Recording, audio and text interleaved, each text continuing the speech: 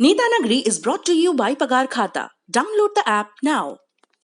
मालिक, क्या इस बार भी लेट होगा पगार? पप्पू का, राजू का, छोटू का, सबके पगार का हिसाब करेगा तेरा मालिक मिनटों में। वो कैसे? पगार खाता के आकर्षक फीचर्स के साथ, क्योंकि स्टाफ खुश रहेगा तभी तो बिजनेस आगे बढ़ेगा। आज ही पगार खाता डाउनलोड करें। अगर आपको पता चले कि सुनीता चौधरी का सवाल है, everybody is talking about MSP on crops. मुझे ये सवाल बहुत अच्छा लगा सुझाव की शक्ल में, इसलिए मैं जरूर पढ़ूंगा। If government gives MSP on organic crops wouldn't it be beneficial for everyone. ये एक चीज सरकार को जरूर करनी चाहिए कि जो ऐसे किसान हैं जो पूरी तरह ऑर्गेनिक उत्पादन कर रहे हैं, फलों का, सब्जियों का और अनाजों का, अलग अलग जीन्स का, उनको बेटर एमएसपी देंगे तो वो एनकरेज होंगे। क्योंकि ये बार बार बात आती है कि आप किसानों को ये कह तो देते हो कि यूरिया कम डालो, नाइट्रोजन कम डालो, ये कम डालो, पर वो अपनी लागत, हरीश दामोदरन का निखिल एक कल थर्सडे के दिन बड़ा डिटेल में आर्टिकल आया और हरीश दामोदरन की कृषि के मामलों में जो समझ है और जो अध्ययन है, मैं उसका बहुत सम्मान करता हूँ, वरिष्ठ पत्रकार हैं। तो उन्होंने पूरी कोई ज्ञान नहीं दिया, एक किसान का सैंपल लिया, छोटे जोत का किसान है, बिल्कुल भूमिहीन भी नहीं है, बड़ा किसान भी नहीं है, और वो गन्ना उत्पादन की उसकी लागत और उसको क्या वैल्यू मिलती है, वो पूरी टेबल समझाई। तो उससे आपको ये समझ में आ जाता है कि बहुत सारी बातें जो सरकार कह रही, बहुत सारी बातें जो किसान संगठन मांग रहे हैं, उससे इतर एक छोटे किसान, जो हम लोगों ने बार बार बात की, छोटा जो मझोला किसान है, जो बहुत संसाधन संपन्न नहीं है, उसकी ज़िंदगी में कैसे फ़र्क लाया जा सकता है। तो ये सुनीता चौधरी जी का जो सुझाव है, ये एक महत्वपूर्ण सुझाव हो सकता है। क्योंकि मुझे ऐसा बताया गया कि यूरोप में और यूएस में, चाहे फार्मा हो चाहे फूड हो, क्वालिटी स्टैंडर्ड बहुत हाई हैं। तो अगर आप यहाँ से कुछ ऑर्गेनिक कहकर भेजते हैं और उसमें केमिकल्स पाए जाते हैं, तो वो आपका प्रोडक्ट, आपका बैच, आपकी रेपुटेशन सब होगी रिजेक्ट। तो ये भारत के लिहाज से, जैसे सिक्किम ने किया है ना, कि एक बड़ा ऑर्गेनिक सप्लायर हो सकता है। और हमने ये देखा है कि ऑर्गेनिक प्रोडक्ट्स खरीदने वाले लोगों की बाइंग कैपेसिटी भी ज़्यादा होती है। एक सामान्य गेहूं आपको किसी दाम का मिलता है, ऑर्गेनिक के लिए लोग उसका डबल दाम चुकाने को तैयार हैं। सो आई एम होपिंग कि भारत सरकार इस चीज़ में पहल ले और राज्य सरकारें भी। सिमसिम पिटारा, काफ़ी दिलचस्प है आपका नाम भाई साहब या बहन जी। Question for both, having different titles miss and missus for female according to marital status but no such differentiation for male title mister, do you think it as a norm related to patriarchal society or patriarchal supremacy? What's your take on this? बताइए भाई साहब। मेरे competence के बाहर का सवाल है ये। लेकिन मतलब ये निबंधात्मक, मतलब लेकिन एक ये बात तो है कि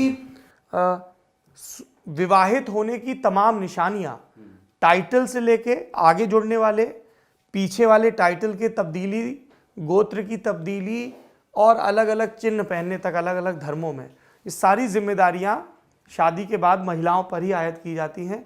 आप किसी पुरुष को देखकर, ये हमारे शो प्रोड्यूसर अभिषेक बैठे हैं, इनको देख के कोई नहीं बता सकता कि ये विवाहित हैं या नहीं है, है ना। कई लोग कह सकते हैं कि एक अर्बन क्लास में आप ऑफिस गोइंग लड़कियों को देख के भी नहीं बता सकते, पर एक बाय एंड लार्ज इन्होंने जो सवाल उठाया है वो दुरुस्त है और मुझे लगता है कि ये पैट्रियार्की से ही जुड़ा सवाल है। प्रकाश सिंह, निखिल जी क्या आप लेफ्ट आइडियोलॉजी से इन्फ्लुएंस्ड हैं? प्रकाश सिंह जी को साथ में लिखना चाहिए था कि उनको लेफ्ट आइडियोलॉजी से वो क्या समझते हैं, और तब मेरे लिए आसान होता उसके हाँ या ना में जवाब देना। लेकिन दर्शक है, सवाल पूछे हैं, इसका जवाब दीजिए। बिल्कुल दे रहा हूँ। हाँ, ठीक है, पूरा तो सुनिए। लेकिन जो गाली वाला लेफ्ट है, जो बहुत सारे लोगों को समझ में आता है, गाली वाला लेफ्ट मतलब लेफ्ट को गाली की तरह ही इस्तेमाल किया जाता है। पहले राइट विंग एक गाली थी, है ना, आप राइट विंग नहीं हो सकते थे, अभी भी है एक सर्टेन सेक्शन में।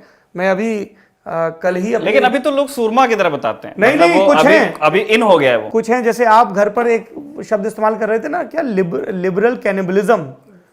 तो मैं ये कह रहा था कि आज की तारीख में किसी भी व्यक्ति को खारिज करना हो तो 3 तमगे हैं, उसको संघी या भक्त कह दो, कैंसिल हो गया तुरंत। दूसरा, उसको मुस्लिम परस्त कह दो, कैंसिल हो गया। सारा वो नैरेटिव एक तरफ, डिस्कोर्स एक तरफ, आपने तमगा लगा दिया। और तीसरा है किसी को कम्युनिस्ट कह दो। हाँ, बाकी लेकिन जो हमने पॉल साइंस की क्लास में पढ़ा था कि हम एक लाइन बनाते हैं, उसके बीच में सेंटर होता है।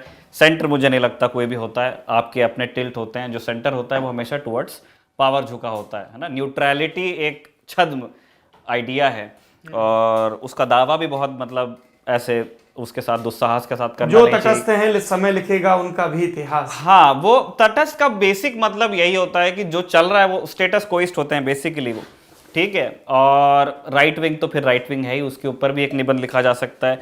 इन्फ्लुएंस की बात नहीं, लेकिन हाँ मैं ज़्यादा कंफर्टेबल लकीर के बाईं तरफ ही हूँ। थोड़ा इसको और एक्सप्लेन कर दीजिए कि लकीर के बाईं तरफ से आशय क्या है। लकीर के बाईं तरफ से आशा देखिए, एक तो कई लोग आप में से कंफ्यूज रहते हैं, लेफ्टिस्ट कम्युनिस्ट ये सब बड़ी अलग अलग चीजें हैं, ये एक ही उसमें निपटा दिए जाते हैं कि ये कम्युनिस्ट है। कम्युनिज्म एक लेफ्ट की एक पॉलिटिकल विचारधारा है जो खत्म हो गई है, अब कम्युनिज्म नहीं बचा है। वो एक ब्रांड ऑफ लेफ्ट आइडियोलॉजी है, उसको ले लीजिए। उसको अलग अलग ढंग से स्टेट कंट्रोल करता है और व्याख्यात करता है, चाहे वो क्यूबा रहा हो, एक भाई साहब गए तो दूसरे आए, चुनाव नहीं होते थे, चाइना रहा हो, रूस का मॉडल रहा हो, और उसके पहले प्राग और कई जगहों पे हमने वो देखा है। लेफ्ट बहुत ही बेसिक चीज़ों में अगर आप समझेंगे तो लेफ्ट क्या कहता है। लेफ्ट फ्रीडम ऑफ स्पीच की बात करता है, लिबरल वैल्यूज़ की बात करता है, फिर उसके रीडिस्ट्रीब्यूशन की बात करता है कि अगर ऐसा है कि संसाधन एक तरफ अक्यूमुलेट हो रहे हैं तो वो ज़्यादा लोगों में जिनको ज़रूरत है उन लोगों में बटें, इस तरह। तो ये एक जनरल आइडिया है कि और जो कमज़ोर हैं, गरीब हैं, जो कमज़ोर हैं, गरीब हैं, उनको अभी क्या है, संसाधन मिले। एक आप ये कह लीजिए एक एनिमल इंस्टिंक्ट की बात होती है कि अभी और उसी चीज़ को आजकल धीरे धीरे उसी को सारी सरकारें और सारे विचार और सब लोग उसको आगे करते हैं कि भाई सर्वाइवल ऑफ द फिटेस्ट चलेगा। ठीक है, हमारी डेमोक्रेसी के साथ भी यही दुर्घटना घट गई है कि वो सर्वाइवल ऑफ द फिटेस्ट में आ गई और फिटेस्ट में फिर वो नंबर चल रहा है। Left survival of the fittest की बात नहीं करता, वो कहता है सर्वाइवल अगर है तो वो किसी एक व्यक्ति या विचार का नहीं हो सकता है, वो सभी का होगा, बराबरी से जीने का हक सबको है, ठीक है, सोचने का हक सबको है, कहने का हक सबको है। लेकिन आप निखिल जब ये कह रहे हैं लेफ्ट की ये जो बात है ना, ये पॉलिटिकल एग्जीक्यूशन में कहीं सफल दिख नहीं पाई बहुत ज्यादा, बहुत वर्केबल मॉडल। उन्होंने इन्फ्लुएंस की बात की है ना, तो मैं तो इन्फ्लुएंस बता रहा था, रही उसकी नहीं मैं तो चर्चा कर रहा हूं, मैं आप पे। अच्छा, और तो आपने राइट विंग के भी सक्सेस का कोई बहुत बड़ा उदाहरण देखिए। गवर्नमेंट्स की एक मतलब एक अपनी गति होती है सौरभ, ठीक है, वो चाहे जिस विचार से आई हो। अब जैसे ये भी अभी संघ की बनाई हुई सरकार है, आप देख लीजिए संघ का जो इकोनॉमिक एजेंडा है उस पर चल रहे हैं क्या? बिल्कुल नहीं चल रहे हैं। उनकी अपनी गति है, अगर आप उनके इकोनॉमिक एजेंडा पे जाते हैं। उसी तरह उनका जो एडमिनिस्ट्रेटिव आप ये कह लीजिए कॉम्पिटेंस है, वो भी मतलब उस चीज़ को बहुत ऐसा बिल्कुल नहीं हुआ है कि यूपीए के बाद एनडीए आने के बाद सब कुछ एकदम से चेंज हो गया।